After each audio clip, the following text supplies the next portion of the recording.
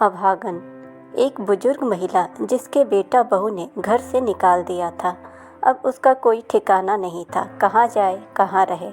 पति थे तो सब ठीक था, उनके गुजरते ही बेटा बहू ने एक एक रोटी के लिए तरसाया और घर से बेघर कर दिया।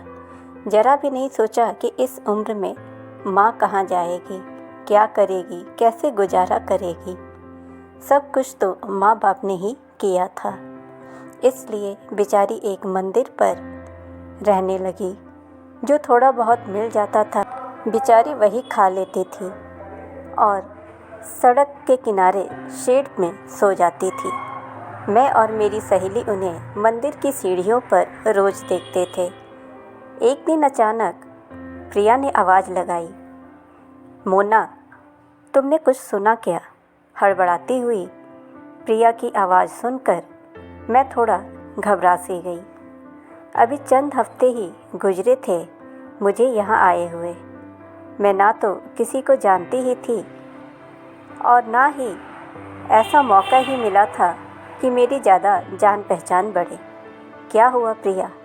मैंने संदेहात्मक रवैया से पूछा तो उसने बहुत ही दुख भरे लफ्ज़ों में कहा, वो मंदिर वाली आंटी नहीं रही। मंदिर वाली? ओह! मैंने अपने दिमाग पर जोर दिया। फिर याद आया कि राम मंदिर की सीढ़ियों पर किनारे की ओर एक वृद्ध बैठी रहती थी और मंदिर से मिले भिक्षावृत्ति पर ही गुजारा किया करती थी। अरे प्रिया, यह कब हुआ? क्या हुआ था उन्हें? मैंने बहुत हैरानी से पूछा। बुखार था या फिर हार्ट अटैक आ गया? पुलिस आई हुई है। ओह, बहुत ही दुखद। भगवान उनकी आत्मा को शांति प्रदान करे। हाँ, पता नहीं कौन थी, हमेशा वहीं रहती थी। रात में पीछे बने हुए शेड में सो जाया करती थी। न जाने उनका क्या इतिहास है, क्यों वहाँ अकेली रहती थी। अब पुलिस क्या ढूंढ पाती है, देखते हैं। मेरे दिमाग में कई बातें घूमने लगीं। प्रिया और मैं पहले एक ही ऑफिस में काम किया करते थे। फिर 2 साल पहले उसका ट्रांसफ़र हो गया और किस्मत से उसके कुछ साल बाद मेरा भी इसी शहर में ट्रांसफ़र हुआ। पहले तो मैं बहुत ही ज़्यादा नर्वस थी क्योंकि यह शहर मेरे लिए बिल्कुल ही नया था, लेकिन फिर मुझे उसकी याद आई। उसने मेरी पूरी मदद की थी। अपने नीचे वाले फ्लोर में घर दिलवाया था। अपने घर से पहली बार मैं दूर हुई थी। मुझे तो यहाँ एडजस्ट करने में ही दिक्कत हो रही थी। खाली समय में मैं अक्सर ही राम मंदिर में चली जाया करती थी। वहाँ बैठकर मुझे बहुत शांति मिलती थी। वही मंदिर के किनारे एक बुजुर्ग आंटी बैठा करती थी, बिल्कुल ही सफ़ेद बाल, चेहरे पर झुर्रियाँ। कुछ दिनों के बाद धीरे धीरे हमारी जान पहचान होने लगी थी। वैसे तो वह कभी कुछ नहीं कहा करती थी, लेकिन धीरे धीरे हमारी पहचान होने लगी थी। तो मैं ऑफिस जाते समय उनके लिए भी अक्सर ही टिफ़िन ले जाया करती थी और उन्हें देखकर मुझे बहुत खुशी मिलती थी। उसके बदले में वो मुझे ढेर सारा आशीर्वाद दिया करती थी, पर कभी मैंने उनसे उनके बारे में पूछा नहीं और ना ही उन्होंने मुझे अपने बारे में कुछ बताया। थोड़ी देर तो मैं अनमनी सी रही। फिर तैयार होकर मैंने अपनी फ्रेंड प्रिया को फ़ोन किया, मोना, एक बार मंदिर चले क्या? आंटी को एक बार देख ले। बिल्कुल ठीक कहा तुमने प्रिया, चलो चलते हैं। मंदिर में काफ़ी भीड़ थी। कुछ देर बाद आंटी को दाह संस्कार के लिए ले जाया गया।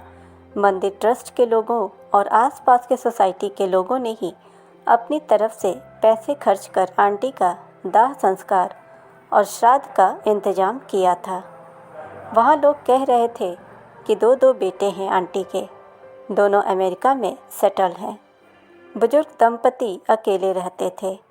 पहले उनके पति की मृत्यु हुई। रिश्तेदारों ने धोखे से घर हथिया लिया था। बेटे बहू पूछते तक नहीं। इसलिए मजबूरी में आंटी इसी मंदिर में आ गई थी। यहाँ के पुजारी से उनकी जान पहचान पुरानी थी। यहाँ से 2 घंटे दूर विजयनगर सोसाइटी में ही उनका एक शानदार फ्लैट है। मगर कोई कहेगा, क्या इतने बड़े आदमी की पत्नी रही होंगी या 2 कामयाब बच्चों की माँ। बड़ी अभागन थी बेचारी।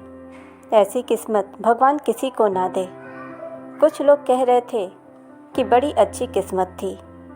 सुबह भगवान का दर्शन करके आई, तभी कह रही थी कि उनकी छाती में दर्द उठ रहा है, और जब तक लोग समझते वह वहीं गिर गई और ढेर हो गई। कितनी किस्मत वाली थी कि भगवान श्री राम के चरणों में उनके प्राण निकले। किस्मत और बदकिस्मती मेरे दिमाग से ऊपर चला गया, परंतु वाकई में मैं हैरान थी, पूरी तरह से स्तब्ध थी। क्या ऐसा भी होता है कि किसी महिला के पास सब कुछ है मगर उसे अनाथों की तरह रहना पड़े? कम से कम उनके दोनों बच्चे वृद्धा आश्रम तक पहुंचा देते। न जाने क्या मजबूरी रही होगी उनके दोनों बेटों की। तभी राम नाम सत्य है, राम नाम सत्य है की आवाज़ मेरे कानों से टकराया। आंटी को कफन में लपेट कर ले जाया जा रहा था। धीरे धीरे यह आवाज़ और दृश्य धूमिल होता चला गया। मैं गुमसुम सी वहीं खड़ी रही। 3 दिन बाद प्रसाद बटेगा, सब लोग आकर प्रसाद ले लेना और उस अभागन को आशीर्वाद दे देना, उसकी आत्मा को शांति मिले। पंडित जी वहाँ खड़ी उसी भीड़ से कह रहे थे। फ्रेंड्स, अगर आप चैनल पर नए हैं तो चैनल को सब्सक्राइब करें, नोटिफिकेशन बेल दबाएं ताकि हमारी हर कहानियाँ आप तक पहुँच पाए, और इस कहानी को ज़्यादा से ज़्यादा लाइक और शेयर करें। मिलते हैं ऐसे ही इंटरेस्टिंग वीडियो के साथ। Thanks for watching.